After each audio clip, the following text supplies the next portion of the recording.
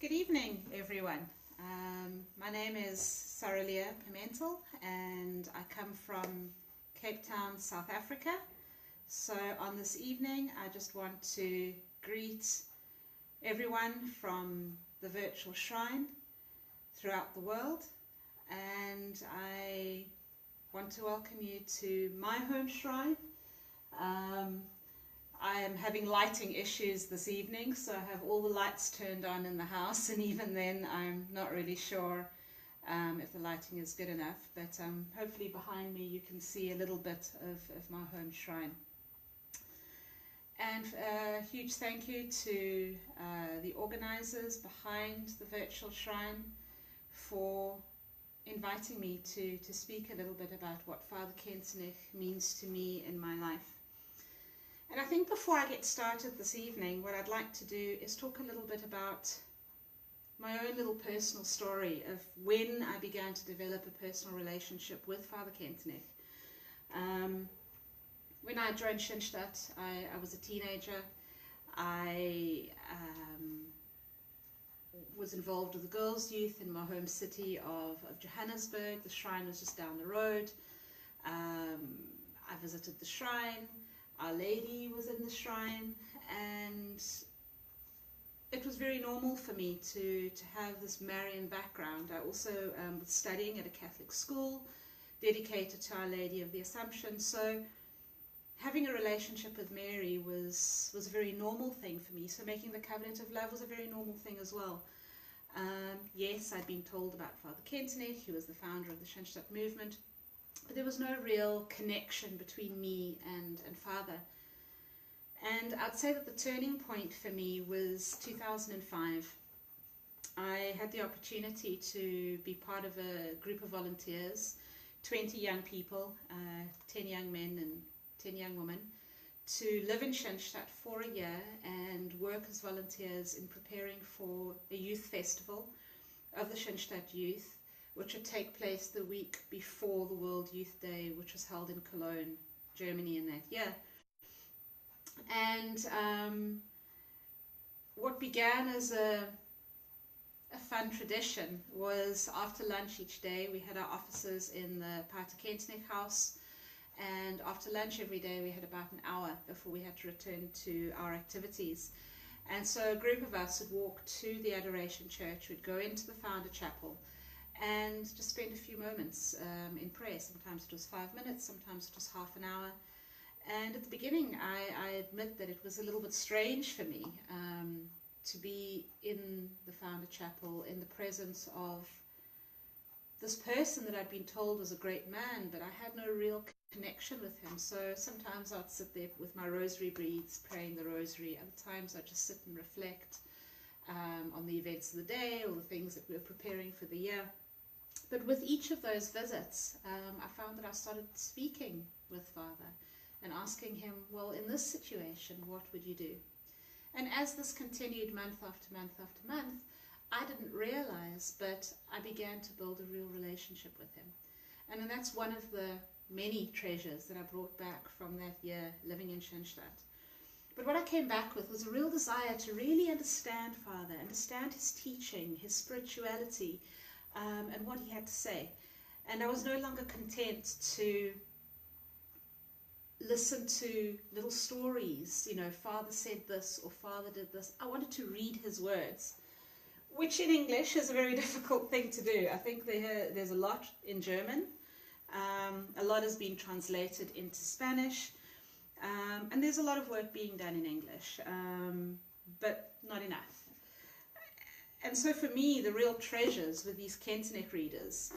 And as you can see, I have all three of them, and they take a lot of time to get through. You'll see the first one looks very used, very worn. It's got notes and things.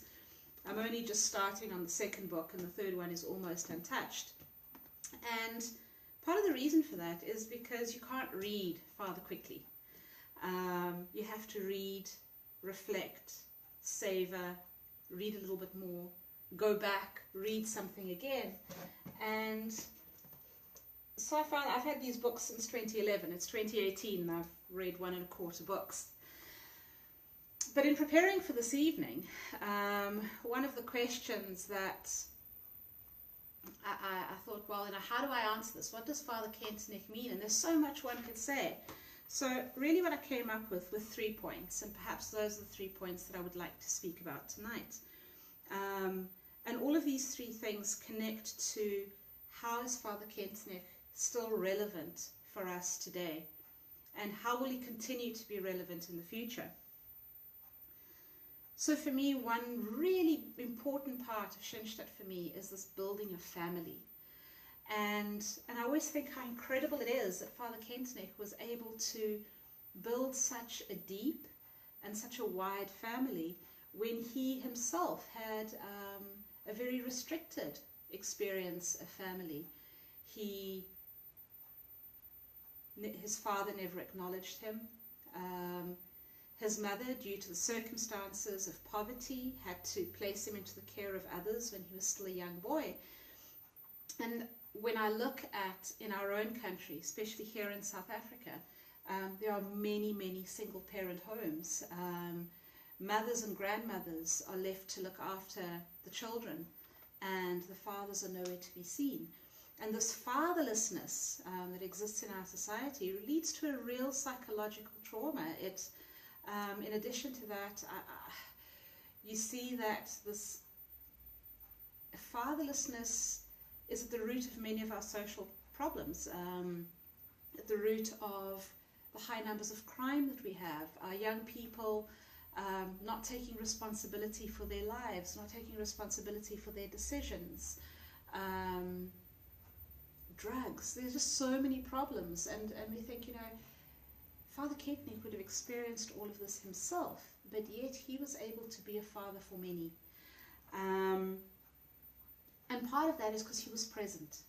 And if we think of the founding generation, these were young men in the seminary, and their families were very far away, and yet he was present for them.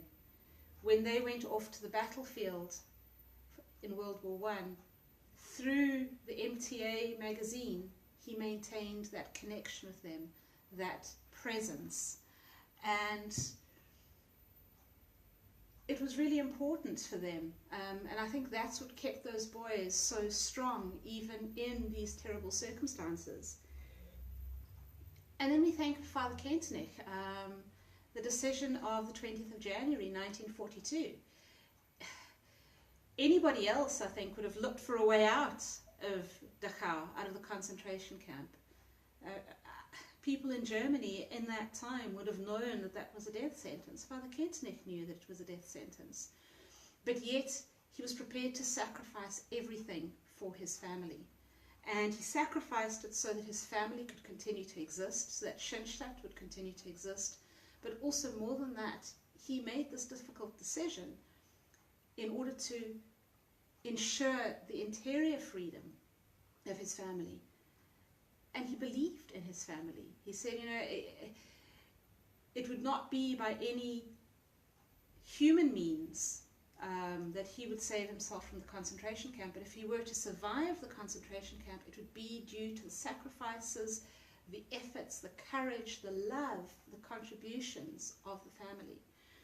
And I think that's what is still important for us today. Our families look very, very different to how they looked 40, 50, 60 years ago. We have many single parent homes, we have blended families, but none of that is important. What is important is to build this community. And I think that is something that Schoenstatt gives us for our modern world today. A second element that really helps me to connect with Father Kentenich is the relevance of our Schoenstatt spirituality for our times. And part of this I say because of the work that I do. I'm a media analyst, so my job is to read, to watch, to listen to the news every day. And when you do that, you become very discouraged very quickly.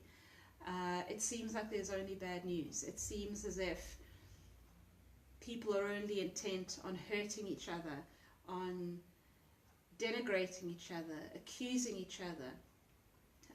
In South Africa, we see a distrust for foreigners, people who are coming from other countries in Africa looking for better opportunities here, people who have escaped terrible wars in their own countries. And we see this xenophobia. I think we see it in Europe as well. You know, the wars in the Middle East have disrupted how Europe is able to deal with the influx of migrants and the integration of these migrants into society. And yes, these problems or these issues create real problems in our societies. How do we relate to one another? How do we deal with one another? Another aspect of that is we have two selves. We have often an online presence, our online self. Who am I on social media? Versus who am I really in my everyday life, in what I say, in what I do, in what I think. And the challenge of the times, I think, is where in Schoenstatt we have a real answer. In Schoenstatt we speak about forming the new person for the new community. And this new community is consistently going to keep changing. And it's a community that is dynamic. But how do we continue to be loving? How do we continue to be this new person who brings hope, who brings love, who brings an organic way of thinking, of loving, of living into our society? And this is an answer that Father Kentenich is able to give us through his spirituality. The first is personal holiness. Each one of us is called to be holy. I think Pope Francis says that as well in his latest encyclical. But Father Kentenich was saying, through our covenant of love with Our Lady, we become instruments, and as instruments, we're also called to educate ourselves, to form ourselves, to take time for prayer, to improve aspects of our personalities that can make us more loving, more embracing of others. Part of the strive for personal holiness is also to know, who am I? Who is God? And what is God's plan for me in my life? And that we get from our personal prayer life, our Schoenstatt spirituality. The second element of that is we are called to speak truth to power. Father Kentenich did this. He spoke out against the evils of Nazism and National Socialism. And he knew that the consequence of that could very easily be prison or death. But he was not afraid. So similarly, we are called to speak out to the issues of our time. Inequality, social injustice, the detrimental effect that we're having on the environment by our abuse of how we deal and how we extract natural resources. All of these are very unpopular topics in our world today. And yet we're called to speak out in whatever forum is available to us, whether that forum is in my local Schoenstatt group, whether we are involved in our communities, if we're involved in politics, if we're involved in various areas. And so we're called to lead from wherever it is that we are. And it doesn't matter how small, no matter how small the instrument, each one of us has a mission. And then the third thing that I would like to look at, and maybe this will be the last point this evening, is Father Kentenich loved the church. And so we have the words Delix et Ecclesiam on his tombstone. But I always think how difficult it must have been for him to love the church sometimes. This is the church that called into question this beloved child, this beloved movement in heavenwards. I mean, we have this beautiful prayer where it says, you want to take this child from me.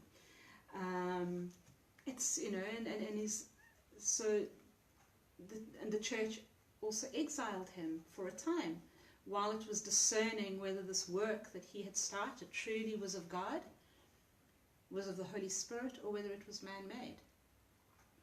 And we can understand all of this with a context of time and history and the time that has passed. But to live that, to be sent away from those you love so shortly after the war, at a time when you're trying to rebuild the community, it must have been difficult for Father Kentenich sometimes to have loved the church, but yet he did. and he was obedient to it. And I think of our times today, it's difficult to love the church. The news that have come out in the last few weeks and months, the abuse scandals in so many different parts of the world, the abuse of power, inequalities that exist in our church. How can I love the church? You know, it's a real question. But yet I think we're asked to take courage and follow the example of Father Kentenich and know that the church is not always perfect, but the church is more than the men and the women who make the church. The church is this great work of God, and it's here for all of history. It's been here for 2,000 years and will continue to be here long after we're gone. And the church is about God. The church is about Christ. The church is about building God's kingdom on earth. And sometimes the church will get it very right, and other times it will get it very wrong. But as Catholics, as Schoenstatters, we're also called to be loyal, even when it's difficult, even when people accuse us or mock us for the faith that we choose to follow. And I feel like I've probably spoken for a long time already.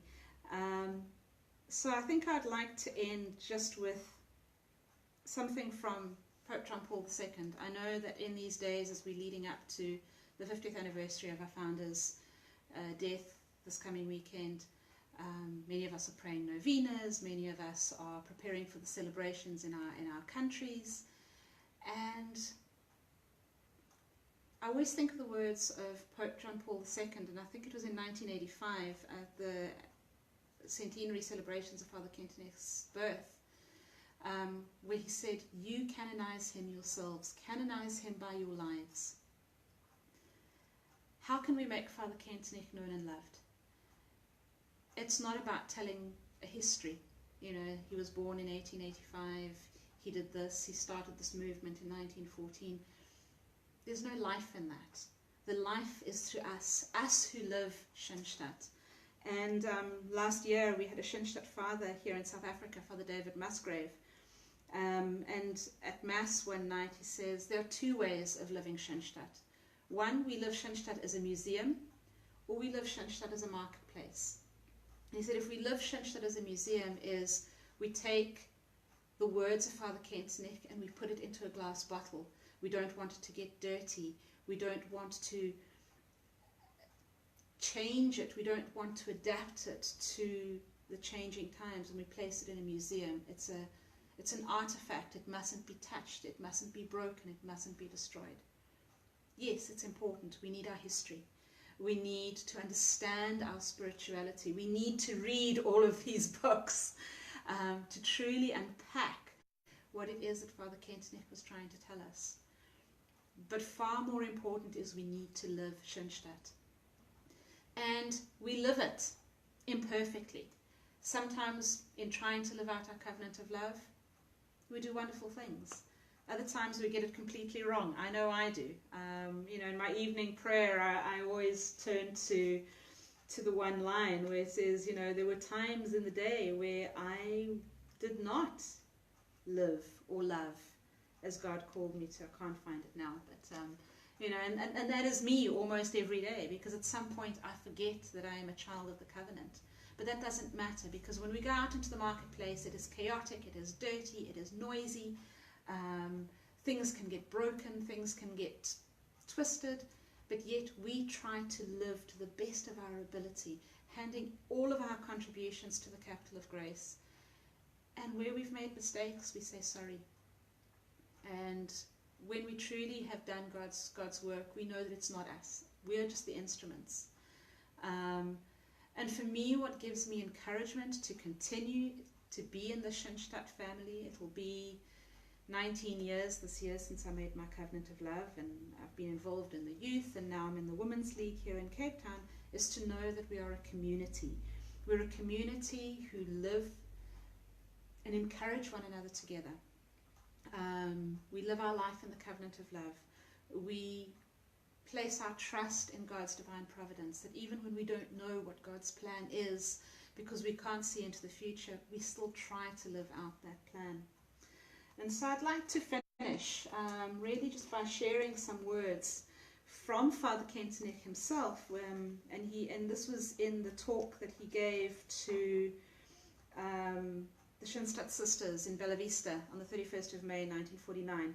And those who know me here in South Africa know that I have a very close connection to the 31st of May. It resonates deeply with me.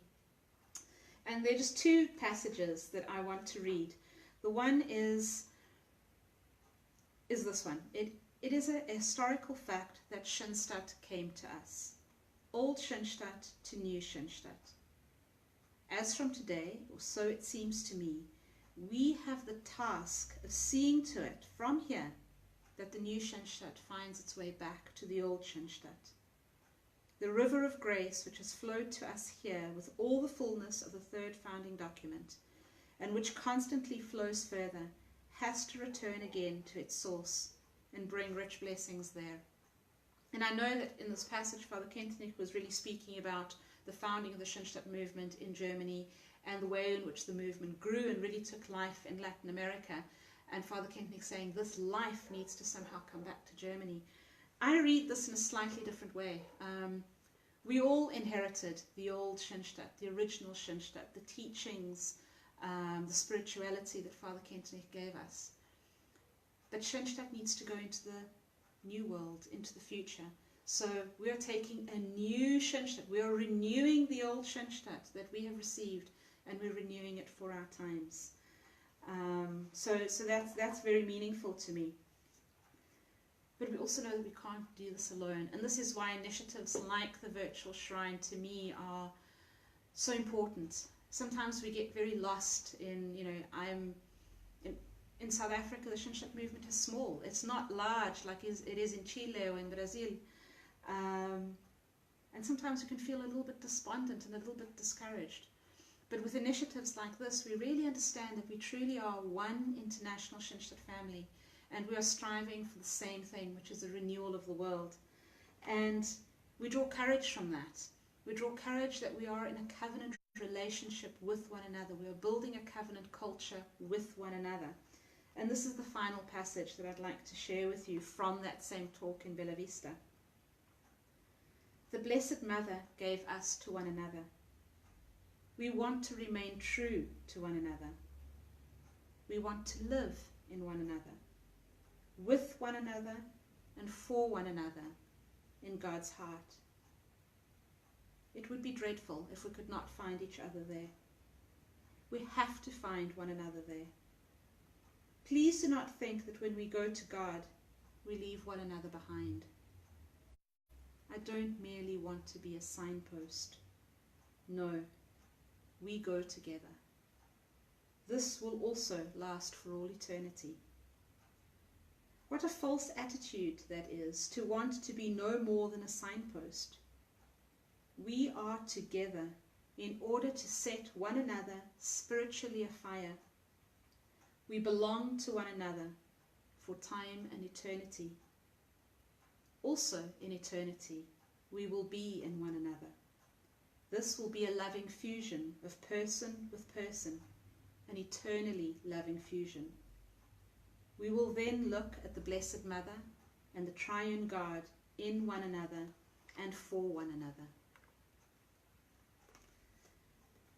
I hope that with these few words I have managed to share a little bit with you what Father Kentenich means to me, and I wish you all a good night. If you are in Latin America or North America, that the day is still young, that you may have a blessed day, and we unite ourselves in our covenant of love with the Blessed Mother, but also with one another, as together we say, My Queen, my Mother, I give myself entirely to you, and to show my devotion to you, I consecrate to you this day my eyes, my ears, my mouth, my heart, my entire self without reserve.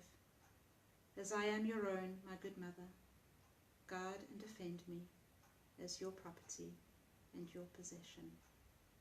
Amen. In the name of the Father, and the Son, and of the Holy Spirit. Amen. Good night, everyone.